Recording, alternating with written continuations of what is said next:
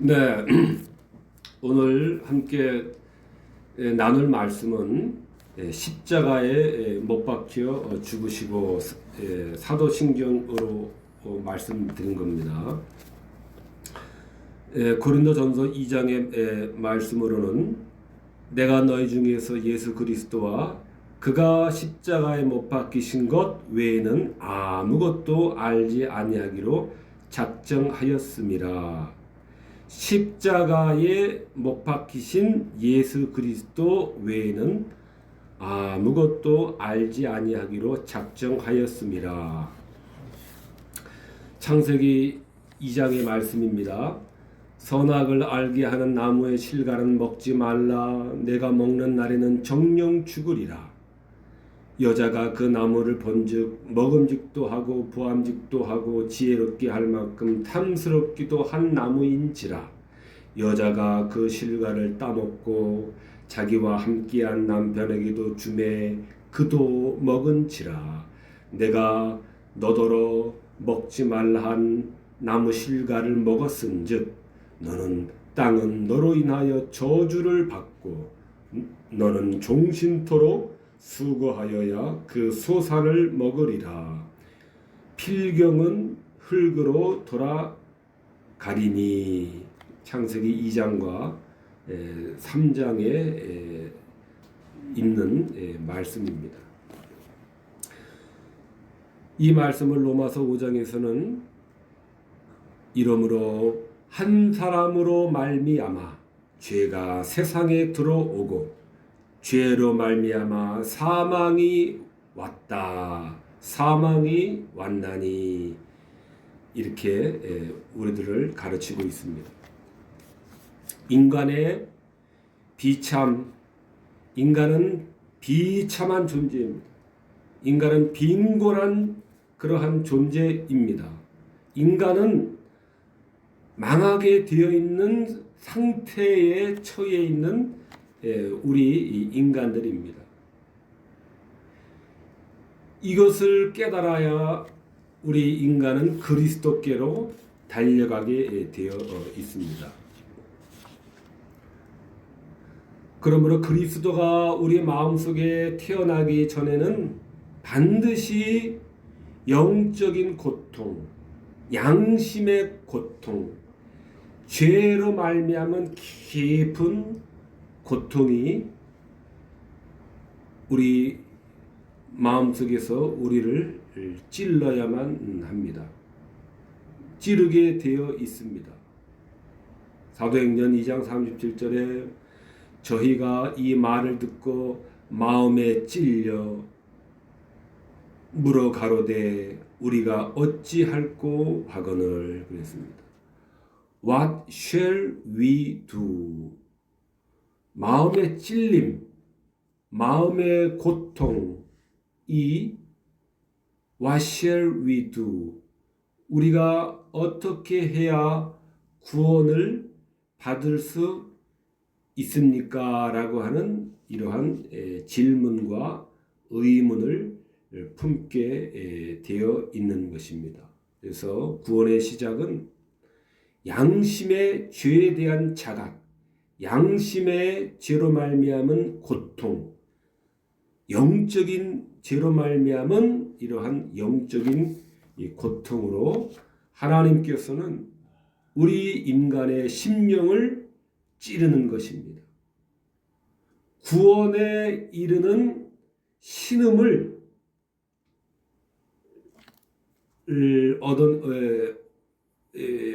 발하게 하시기 위해서 우리를 이러한 영적인 이 고통으로 우리들을 다루시는 것입니다. 그러므로 그리스도가 우리 마음속에 찾아오셨다면 아마 죄에 대해서 깊은 그러한 이 각성과 이 괴로움과 찔림 또 이러한 마음의 고통 없이는 그리스도는 마음속에 태어나지 않습니다. 이것은 유명한 청교도가 우리들에게 가르쳐준 내용이기도 합니다. 그러므로 이러한 면에 있어서 인간의 그러한 이 죄에 대한 고통이라고 하는 것은 그 중에 한 가지는 하나님께서 부르시는 수단으로서 한 방편인 것입니다. 고통이. 죄의 결과 이사야서에서 우리는 다 각기 제 길로 가고 있는 자들인 것입니다. 우리는 다 양 같아서 그릇 행하며 각기 제 길로 갔거늘. 그릇 행하며 엉망으로 행하며 구원과 생명과는 상관없는 죄악된 길로만 찾아서 그릇 행하며 각기 제 길로 가고 있는 이 상태입니다. 그리스도가 마음에 없는 자들은 시편에서는 다 치우쳤으며 더러운 자가 되고 하나님을 찾지 않고 선을 행하는 자가 없으니 하나도 없도다. 다 치우친 자들입니다. 죄로 다 치우친 이 자들에 불과합니다. 이것이 그리스도가 없는 인생들의 위치인 것입니다. 로마서 3장에서도 의인은 없나니 하나도 없으며 깨닫는 자도 없고 하나님을 찾는 자도 없고 다 치우쳐 한 가지로 무익하게 되고, 이것이 죄를 범한 우리 인류의 그러한 부인할 수 없는 상태입니다. 이러한 하나님의 절대자 우리 하나님에 대한 이러한 불순종으로 말미암은 그 죄가 아니라면은 죽음은 도대체 어디서 온단 말입니까? 정령 죽으리라. 필경 흙으로 돌아가리니라고 하는 정령 죽으리라고 한 그 하나님의 이 선언이, 심판의 선언이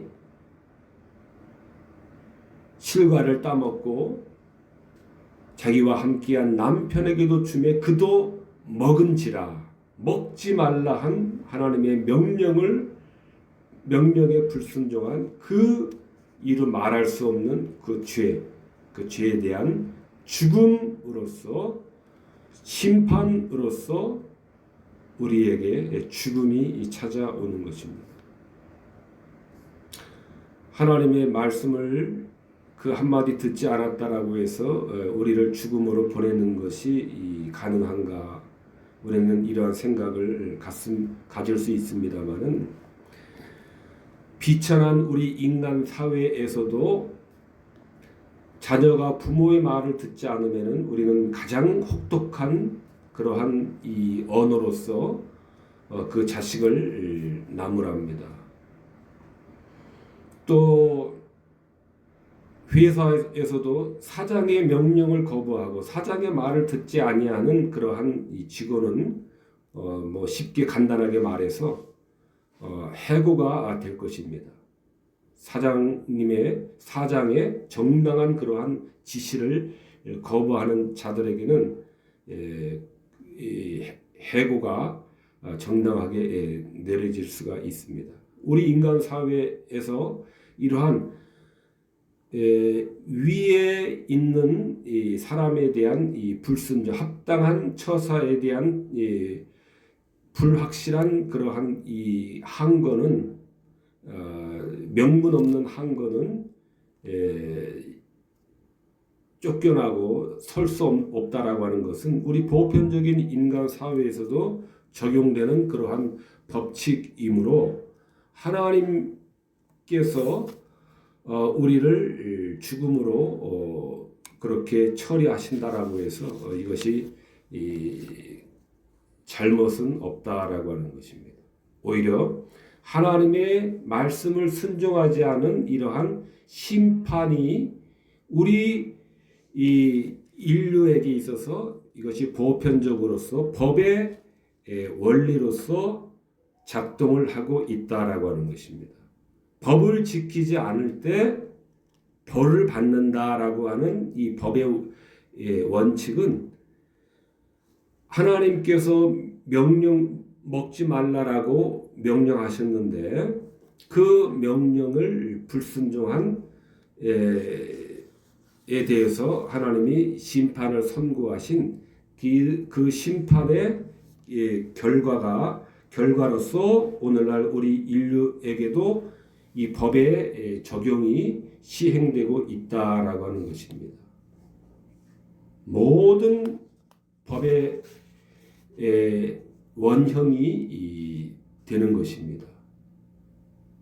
하나님의 말씀을 지키지 않는 자들은 심판을 받는다는 것은 그러므로 이 죽음이라고 하는 것은 그렇게 완전히 불합리한 것은 아니다라고 하는 것입니다. 이것을 뭐 유식한 말로 하면은 법의 신학적인 기초이다. 법의 신학적인 기초이다. 이렇게 말할 수가 있습니다.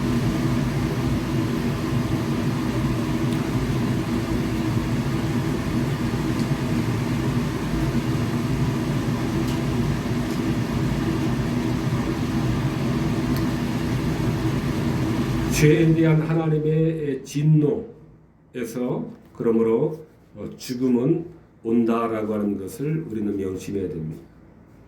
뿐만 아니라 일생을 통하여 계속되는 죽음에 대한 노예 상태, 우리 영혼이 비참하게 울부짖는 끝없는 이러한 고뇌와 불안은 바로 하나님이 선고하신 정령 죽으리라라고 하는 그로 말미암은 그 죽음 때문에 일어난다라고 하는 것을 우리는 명심을 해야 됩니다. 그러므로 죽음과 또 죽음에서 그 파생되는 모든 그러한 비참함과 인간의 비참함과 영혼의 울부짖음, 끝없는 불안, 고뇌 이런 것은 바로 하나님의 진노, 하나님의 형벌이다라고 하는 것입니다. 하나님의 진노고 하나님의 형벌로서 그것이 기원이 돼서 우리들에게 어둠의 죽음의 그림자로 드리워져 있는 것입니다. 그리스도의 십자가에 못 박히심이 그러므로 우리의 그 신음하고는 그 비참함의 그 저주를 십자가에서 짊어지신 것입니다.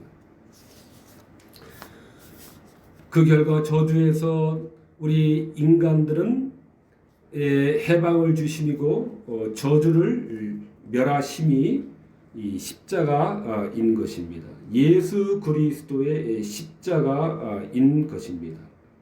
우리의 십자가는 우리의 저주를 짊어지신 것에 대한 상징입니다.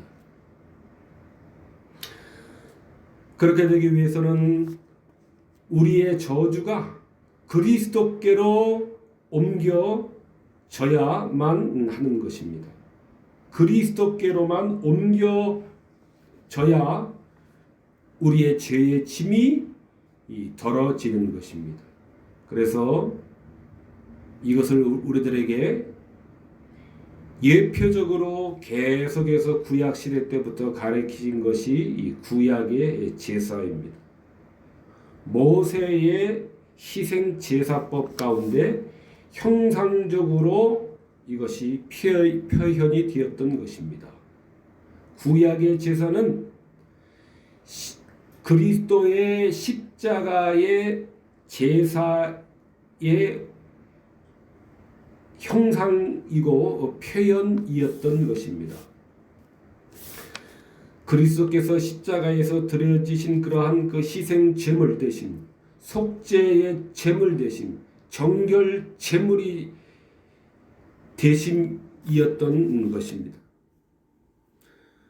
그 구약 제사의 그 원형과 실제는 하나님의 흠 없으신 어린 양 대신 그리스도, 우리의 죄의 짐을 대신 짊어지고 가시는 하나님의 흠 없으신 어린 양, 이것이 구약 속죄 제물, 정결 제물, 희생 제물의 원형과 실체였다라고 하는 것입니다.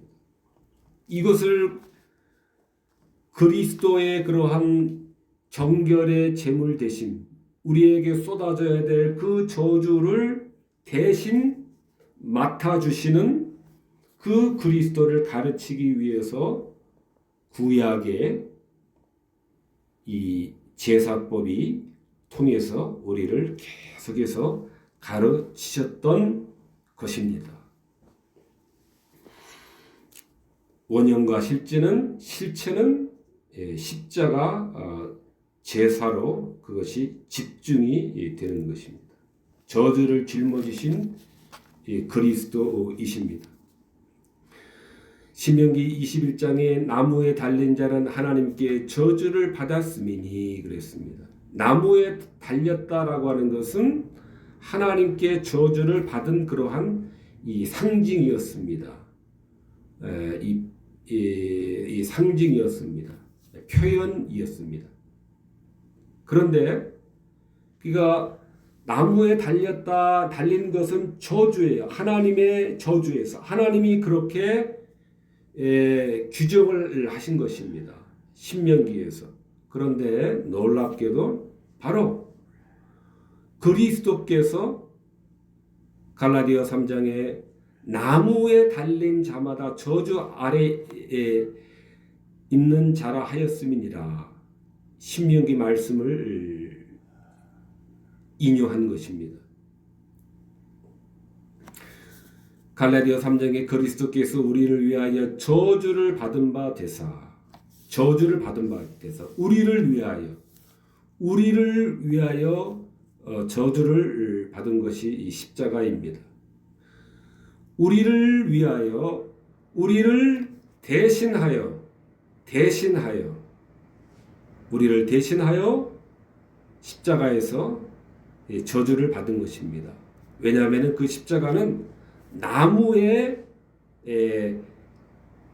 달리신 것이 이 십자가이기 때문에 그렇습니다. 십자가에 달린 것과 나무에 달린 것은 같은 말입니다. 그런데 신명기에 나무에 달린 자는 하나님께 저주를 받았음이니라 그랬습니다. 주님께서 나무에 달리셨는데 십자가에 달리신 것은 나무에 달리신 것과 같은 말입니다. 나무에 달렸다라고 하는 것은 하나님께 저주를 받았음이니라. 저주를 받은 것입니다. 고린도후서 5장에서는 우리를 대신하여 죄를 삼으셨다 그랬습니다. 우리를 대신하여 죄를 삼으셨습니다.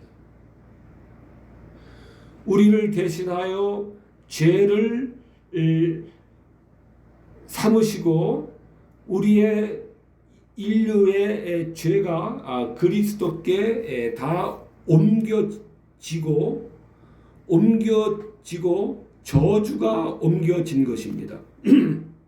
저주가 옮겨지신 것입니다.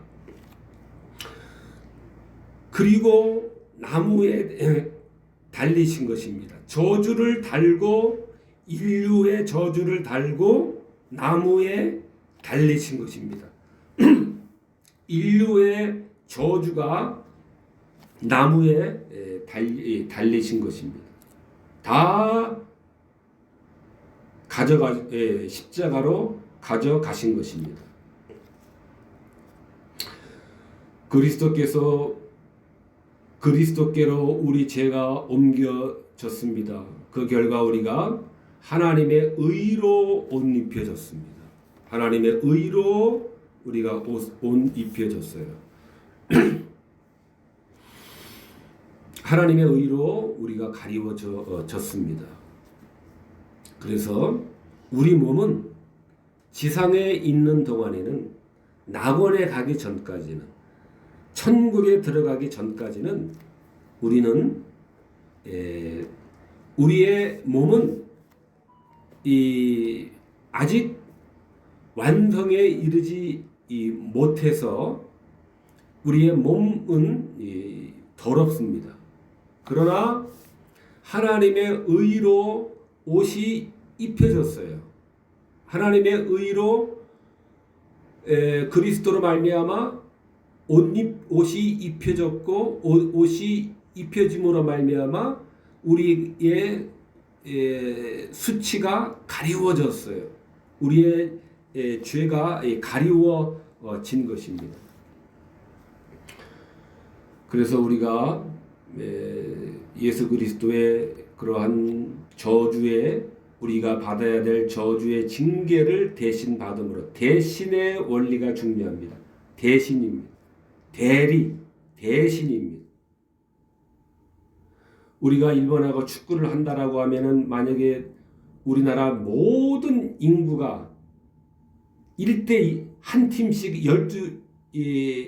5살 팀, 6살 팀, 10살 아이 팀, 20살 선수 팀, 뭐 30대, 40대, 50대, 60대, 70대, 80대를 다 해가지고 12명의 선수로 다 해가지고 공을 찰 수 있는 어린이들 한 5살부터 해가지고 한 80살 되시는 분들까지 축구 조직이 11명인가요? 12명인가요?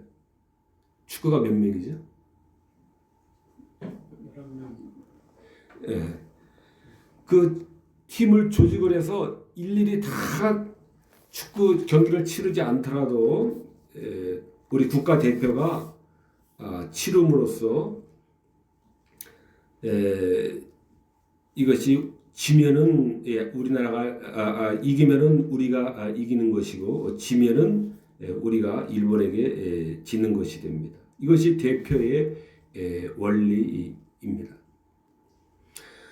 주님께서 우리가 받아야 되는 그러한 징계를, 저주의 징계, 하나님의 심판의 징계를 대표로 징계를 받고 대표로 채찍에 맞음으로 우리는 하나님과 평화가 되었고, 우리는 나음을 입게 된 것입니다.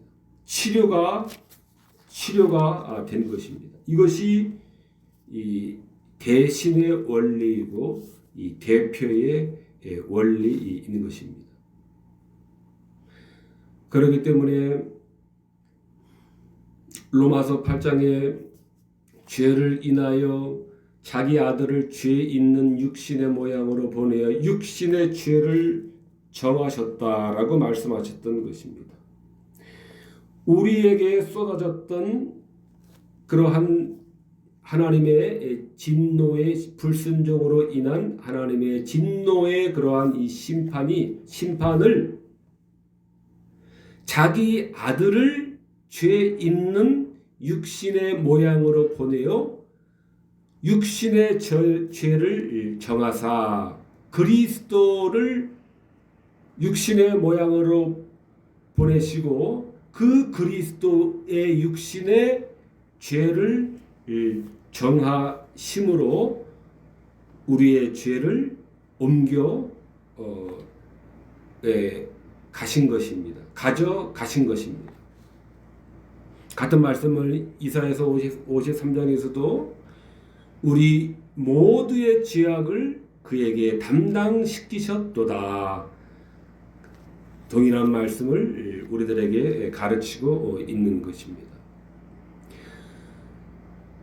자기 아들을 죄 있는 육신의 모양으로 보내어 그 아들의 육신의 몸에 죄를 정하신 것입니다. 우리 모두의 죄악을 그 아들의 육신의 몸에 담당을 시키신 것입니다. 우리 대신해서 우리를 대표해서 가져가신 것입니다.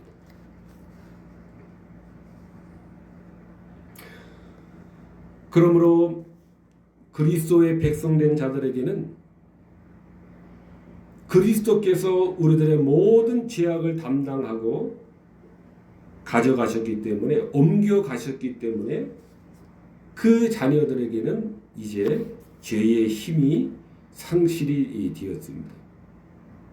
죄의 힘이 더 이상, 모든 힘이 그리스도에게로 향하여서 거기서 그 힘이 다 소진이 되었기 때문에 죄는 더 이상 우리들을 굴복시킬 수가 없게 된 것입니다. 죄가 우리 본성 자체 안에서는 정복이 된 것입니다.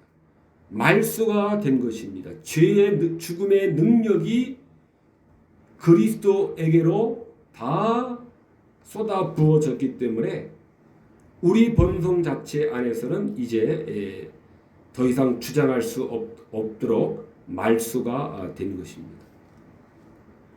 우리에게 향하던 죄의 저주가 그리스도의 육체로 옮겨졌을 때 죄가 소멸된 것입니다. 그리스도께서 죄를 소멸시키신 것입니다. 그리스도께서 죄의 형벌의 값으로 자신을 제물로 드리심으로 완전히 죄가 청산이 된 것입니다.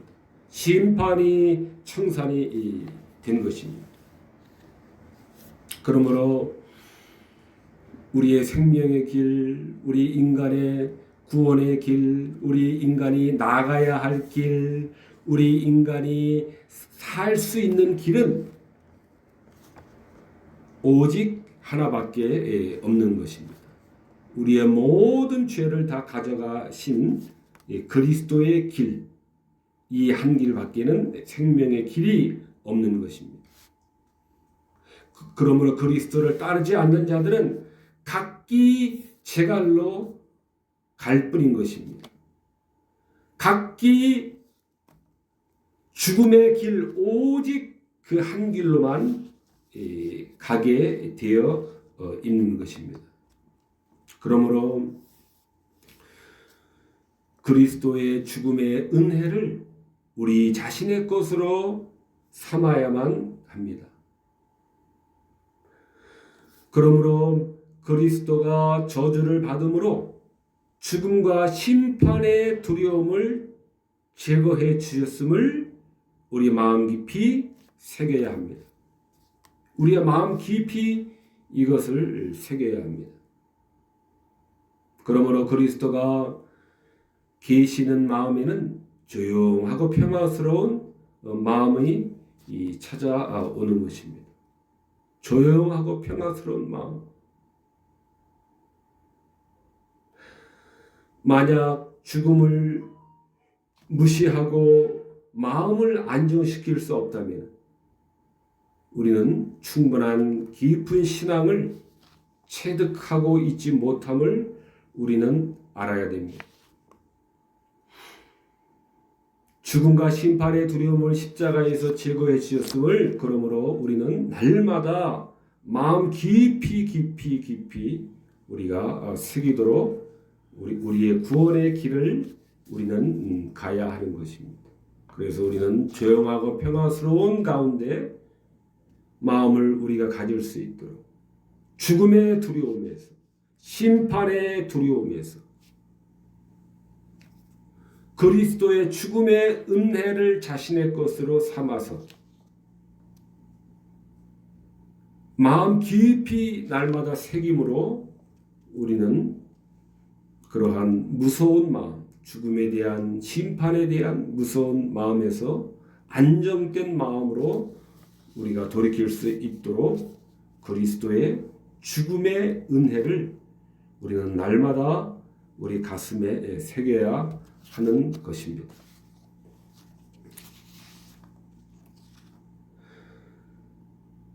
모든 사람은 이처럼 어미로우신 하나님, 우리들의 모든 것이 되시는 그러한 절대자가 되시는 이 하나님의 이 말씀에 불순종한다라고 하는 이것은 죽음으로밖에 갚을 길이 없는 그러한 이 불순종은 어마어마한 그러한 이 범죄인 것입니다. 그러므로 우리 모든 인류는 저주에 복속되어 있었던 것입니다. 그러나 그리스도께서 하나님의 그 우리를 향하던 진노를 자신에게로 옮기신 것입니다. 이것이 십자가입니다. 그래서 베드로전서 2장에서는 그가 나무에 달려 우리 죄를 담당하셨으니 그렇게 우리들을 가르치셨던 것입니다. 그가 그리스도께서 예수 그리스도께서 성자께서 독생자께서 나무에 달려 십자가에 달려 심은 우리 죄를 담당하셨으니 우리 죄를 담당하시기 위함이었습니다. 우리의 죄를 대신 짊어지기 위함이셨습니다. 우리가 지고 있는 그 무거운 짐을 대신 가져가기 위함이었습니다. 이것이 베드로전서에 그가 나무에 달려 우리 죄를 담당하셨다라는 말씀입니다. 그리스도께서 우리 죄에 따른 저주를 자기 몸으로 친히 가져가셨습니다. 자기 육신의 죄를 정하신 것입니다. 여호와 하나님 입장에서는 우리 모두의 죄악을 그에게 담당시키신 것입니다. 우리 모두의 죄악을 그에게 담당시키신 것입니다. 가져가신 것입니다. 나무의 십자가에 달려 희생 제물로 대심으로 우리가 받아야 할 죄의 형벌과 저주를 감당하심으로 우리를 하나님과 영원히 화목해 하신 것입니다. 화목이 일어났습니다. 저주를 깨뜨리신 것입니다. 십자가는 저주를 부서뜨린 것입니다. 십자가가. 그러므로 예수 그리스도의 죽음은 생명을 주시는 그러한 죽음이었던 것입니다. 생명을 주시는 죽음. 그러므로 십자가에서부터 만물의 번성의 변화가 초래되었습니다. 만물의 번성의 변화가 발생되고 초래되었습니다. 만물의 번성은 죽음만이 지배하고 있던 이 만물의 번성에 생명이라고 하는 이 변화를 가져다 주었습니다. 십자가가. 그러므로 히브리서에서는 영원하신 성령으로 흠없는 자기를 하나님께 드린 그리스도의 피가 우리를 씻었다라고 그렇게 우리들에게 가르치고 계신 것입니다. 영원하신 성령으로 흠없는 자기를 하나님께 드린 그리스도의 피가 우리를 씻었다. 확고하게 우리 가슴 속에 뿌리 내리도록 우리는 항상 새겨야만 합니다. 피가 우리를 깨끗하게 씻었다.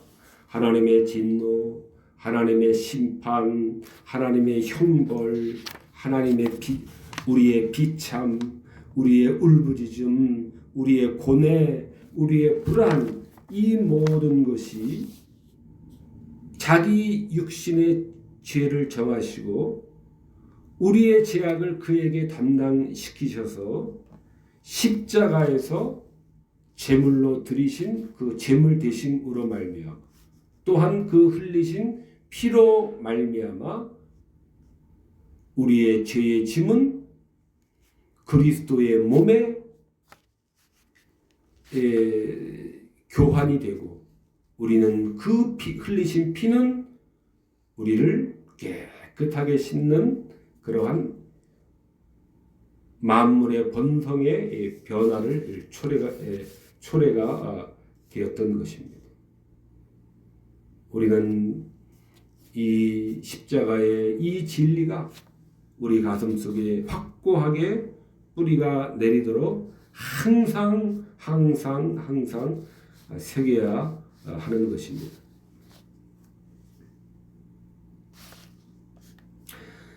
십자가에 달려 희생제물로 우리가 받아야 할 죄와 형벌의 저주를 감당하심으로 우리를 하나님과 영원히 화목케 하셨고 생명을 주시는 죽음을 죽으셨던 것입니다. 그리스도의 피는 우리 죄의 값을 지불하는 배상금의 가치가 있을 뿐 아니라 우리의 더러움을 씻어내는 그러한 이 작용도 하는 것입니다.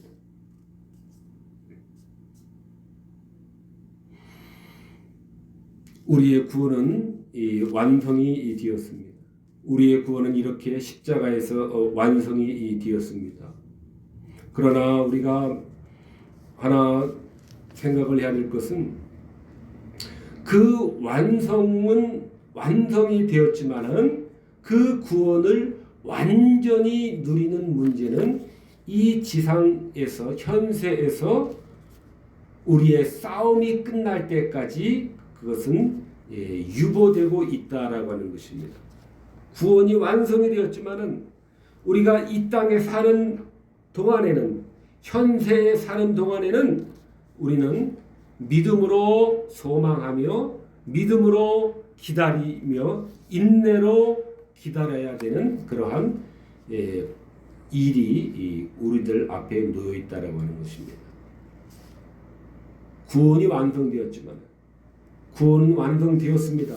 그러나 그것의 완전한 실현은 이 땅에서 실현되는 것이 아니라 그것은 지상에서 지금 현세에서 실현되는 것이 아니라 우리의 싸움 지상에서의 이 믿음의 선한 싸움이 끝날 때 그 완성을 우리는 보게 되는 것입니다. 그 완성을 우리는 보게 되는 것입니다.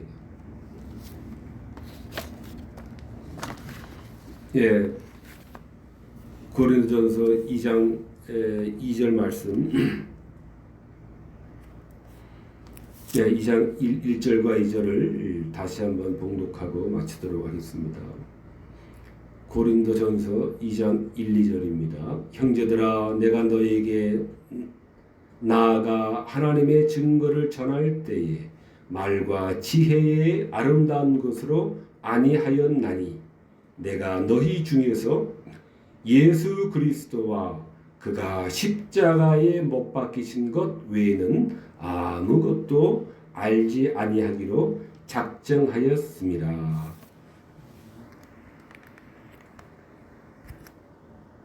기도하시겠습니다.